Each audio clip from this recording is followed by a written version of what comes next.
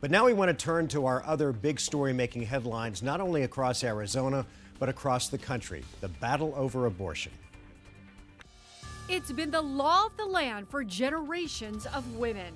My body, my choice. Abortion in your heart, know that this is wrong. And it's one of the most polarizing issues in the country. Finally, Roe v. Wade will be overturned and recognized as the egregious, disastrous decision that it is. You are not going to change and roll back the time, 50 years.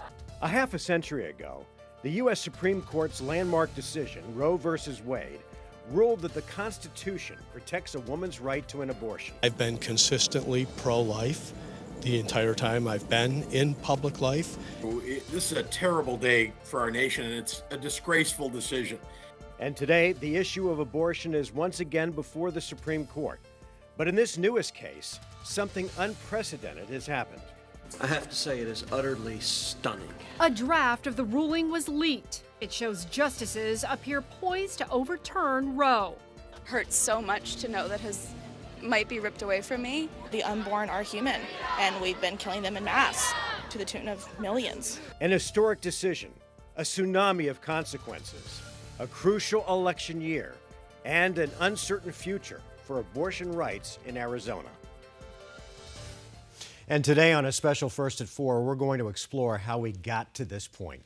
Plus, what a Supreme Court decision overruling Roe v. Wade could mean for women in Arizona and the possible impact of a more than a century-old abortion ban, older than statehood itself, that's already on the books. It's a historic moment in our nation's history. Here to help us break it all down today, Chris Love, part of the advocacy arm of Planned Parenthood. Thank you for coming in today. Cathi Herrod of the Center for Arizona Policy. Thank you, Cathi. And Dr. Deshawn Taylor, an OB-GYN here in the Valley. Thank you all for coming in. Thank you for having us. Cathi, let's start with you. What's your reaction to the draft ruling and the Supreme Court's announcement that it is authentic? Well, it's unprecedented. It's still not the final opinion. So before I get too into the analysis and what's next, let's wait and get the final opinion. But it certainly is historic. It is a day to be glad that we can see women and their unborn children protected from the horrors of abortion. So it's a day that the pro-life movement has prepared for all these 50 years. So back in March, we know that Governor Ducey signed a bill that banned abortion after 15 weeks in Arizona. That bill, SB 1164, of course, the Supreme Court expected to decide by the end of June whether or not they were going to uphold Mississippi's anti-abortion law. So if they do uphold this law, what does that mean for us here in Arizona? Well, if the draft opinion stands, and they have overturned Roe v. Wade. When Roe v. Wade was decided in 1973, Arizona, as you said, did have a law that said abortion was not legal except to save the life of the mother. When Roe was decided, that made that law unenforceable. If Roe is overturned, our contention is that abortion would, again, not be legal in the state of Arizona except to save the life of the mother. Likely, it will end up in court. Certainly, but at least that our pre-Roe law would spring back into effect. So the law passed to limit abortions at 15 weeks basically would not be in effect because Roe v. Wade would be overturned and that pre-Roe law would go back into effect. Dr. Taylor, let me ask you a question. Not only as an abortion provider and a physician, but also as a woman. If this holds up, what does this mean for women's rights going forward? Well, first of all, we already live in a highly restrictive, hostile environment, and we're already seeing pregnant people harmed by just the confusion and lack of understanding of the fact that although our governor signed this 15-week ban, that it's not law yet. And so we're already seeing fallout from that. And basically when abortion, or if abortion is illegal in this state, people with means are still going to be able to travel and receive the care. But what about the women without means? And wouldn't this be a fertile territory for illegal abortions, the quote-unquote back alley butchers that we saw before Roe, to spring back up? I do want to caution against going back to those gruesome types of imagery. We do have abortion pills now, and so self-managed abortion looks very different.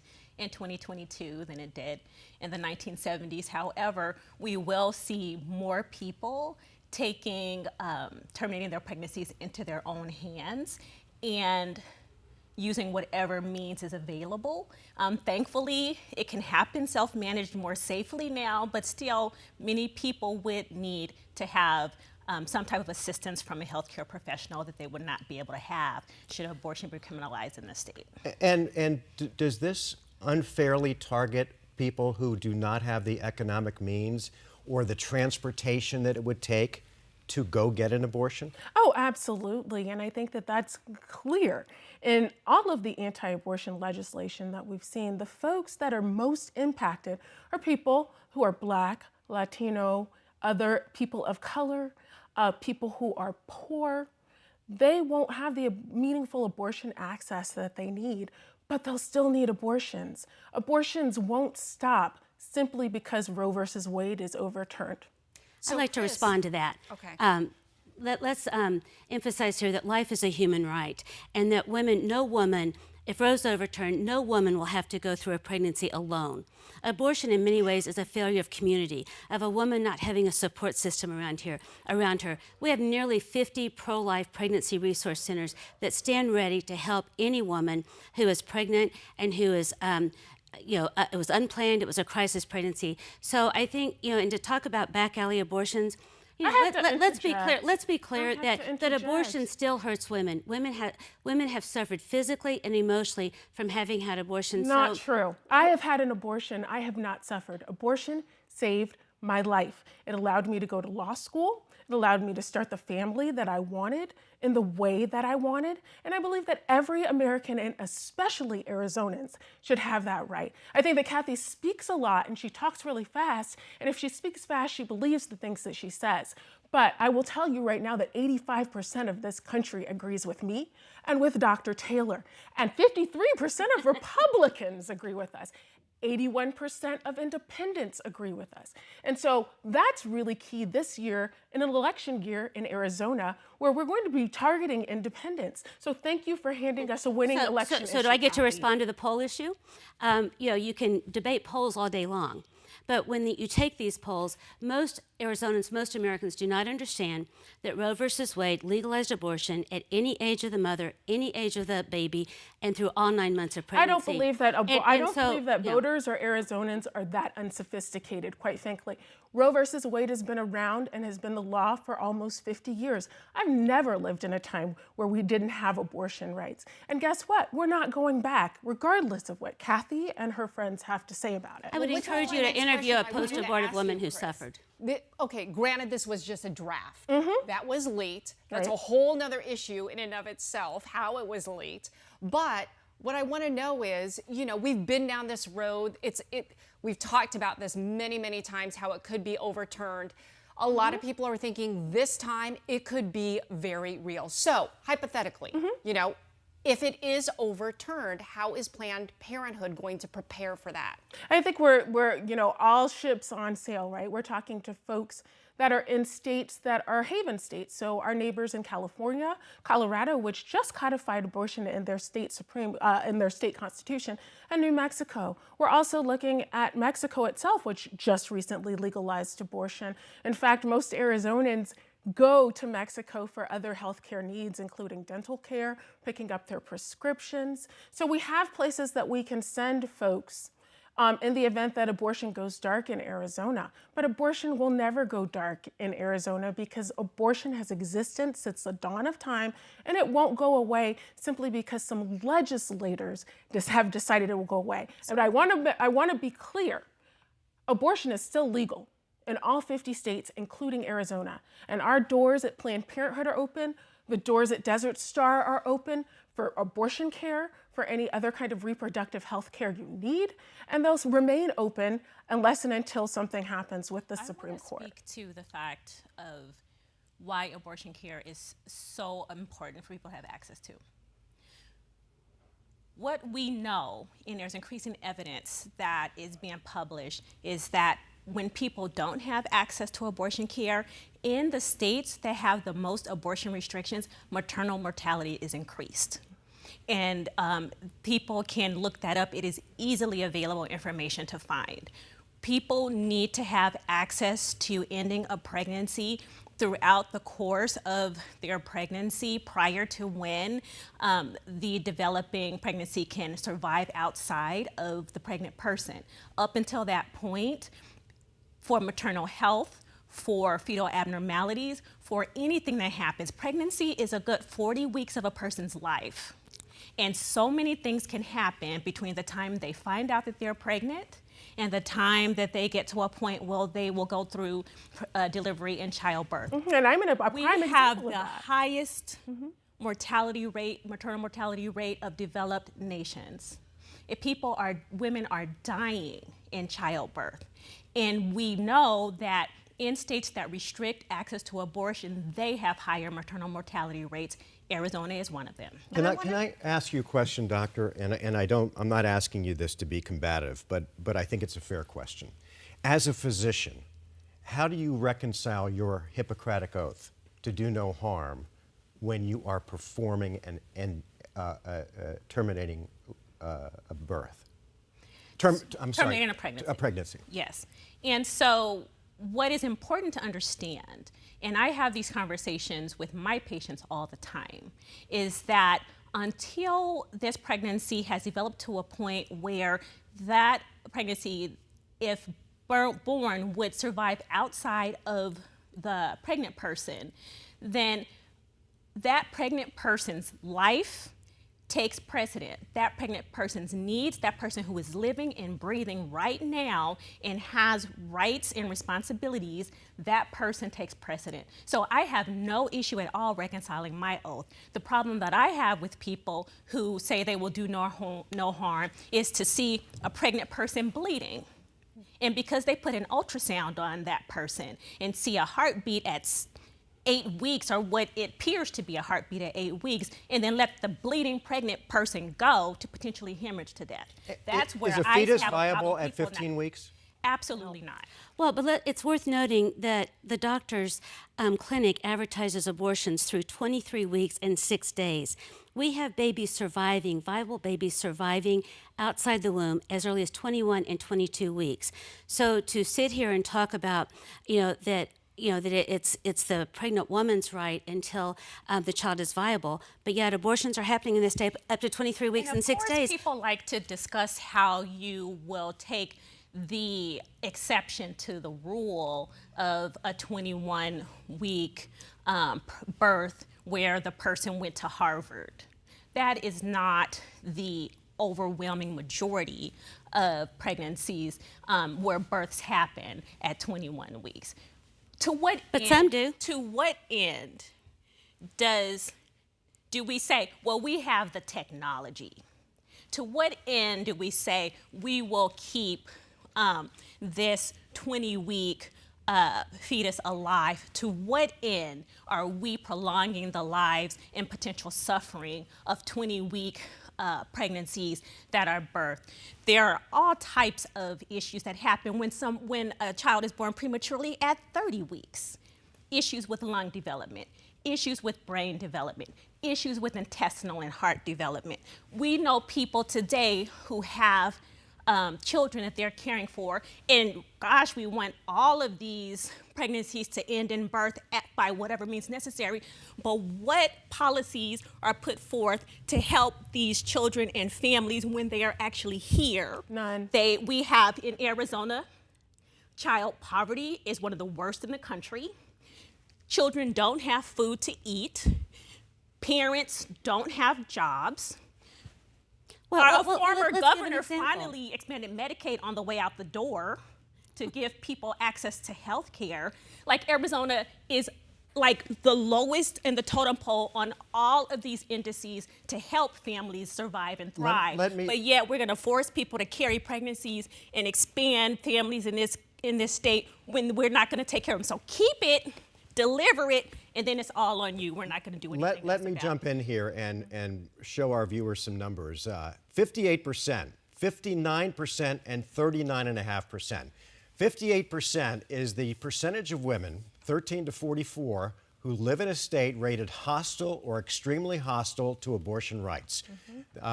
Arizona falls in that category. 59% is the percentage of women obtaining abortions who are already mothers, and 39.5% is the percentage of abortions in Arizona for women under the age of 25 in 2020. All right, let's think back on that second stat, that 59% of women who obtained abortions in 2020 were already mothers.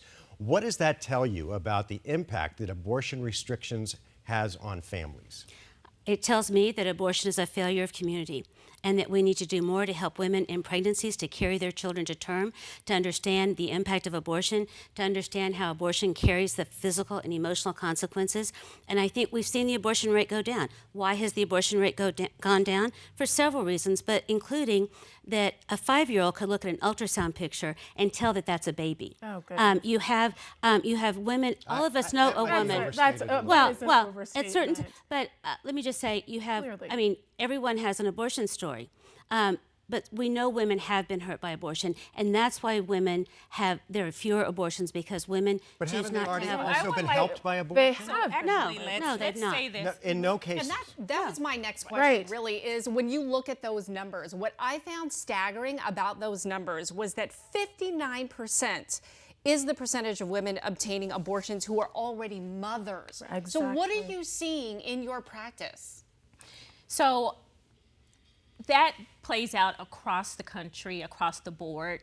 The majority of people accessing abortion care are not accessing care in a vacuum. They already have familial responsibilities. They are already taking care of people, and they cannot afford, I hear it every single day, all day, as one of many reasons that people have to end their pregnancies. And we can hypothesize and theorize and hope all we want to about providing resources for people to be able to continue pregnancies and parent children, but until we see policies where people can do that, then people will continue to make the decision not to add to their families because they can't afford it. The other thing that I want to say is the abortion rate declined across the country, but in the unattended pregnancy rate declined across the country, but that did not hold true for Arizona. After the first 8 years of the Affordable Care Act, we saw that happen. But when we looked at the same time in Arizona, unattended pregnancy was still half and half in this state because of the horrible laws that this state has, the lack of access not only to abortion care, but to contraception and ability for people to control their fertility. So make no mistake, it's not just about abortion. It is about controlling pregnant people. It is about controlling women, because God forbid, let somebody decide that they're not going to stay barefoot and pregnant their entire reproductive lives. I think if Arizonans simply look at the laws that Arizona lawmakers have passed over, say, the last 10 years, they're common sense laws. They're laws that provide for the mother's health and safety, for the life of the unborn child. And these are the types of laws where it's parental consent, whether it's informed consent, whether it's regulating abortion clinics for the health and safety of women, that these are common sense laws Cathi, that people have supported. I have to interrupt. When you talk about common sense, how can it be common sense that there is no exception for rape or incest? Well, let's talk about rape and incest. Certainly, we're all horrified when a woman is attacked and is a victim of rape and incest. And haven't we you know? made Can that I finish? mother? Do I get to finish? No, I just want to finish up on my question. I thought Don't you make that mother the victim by being forced to carry that child? The woman is traumatized by the rape or incest when she is pregnant. Then to go through an abortion simply adds to that trauma. Oh, and I would encourage you. Let me finish, please. I think you've spoken enough, Cathi, and you're just telling lies. Do I get rape and incest? Let's Let's talk about the women who were victims of rape and incest. And again, it's rare, but women who were victims of rape and incest, they conceived, and they chose to carry their child to term, and either they parented the child or they placed the child for adoption. There are incredible, moving stories where both mother and child were very grateful that their child had a chance at life. And that a child, again, life is a human right, and it's a life from the moment of conception. Why would those women not have the ability to choose abortion if they wanted to? You said the operative word. They had a choice. They chose to go through with those pregnancies. And there are many more women who are victims of rape and incest, and just a lot of women that just don't want to be pregnant, quite frankly. People don't want to be pregnant for a number of different reasons. And they should have the choice to choose abortion with consulting with their medical professional, not with politicians. Well, and we've spent 3 years on the end of a pandemic where I've heard Republicans and Cathy's friends talk about their bodies, their choices. They get to choose their bodily autonomy. They don't want the government interfering with their ability to be out in the world and be unmasked. Well, I agree. I think that every Arizonan should have the bodily autonomy to choose exactly what they want in consultation with their medical professional, not Cathi, who has paid a lot of money to write these oppressive bills. Well, a pregnant woman, there's another life at stake, and I think we all know that. I think that when a woman gives birth, she gives birth to a human being. That human life has started at conception. So this is not simply bodily autonomy. It's not simply about the woman's decision. It's also the life of an unborn child. It is absolutely about the woman's decision, or the pregnant person's decision. As the mom of a trans child with a uterus, other people besides women can have pregnancies. It is an extremely emotional topic for both sides, those who believe in a woman's reproductive rights and those who are anti-abortion, and this conversation will continue, I am sure, for weeks and months to come, if not longer. Thank you all for coming in today. Thank you. Thank you.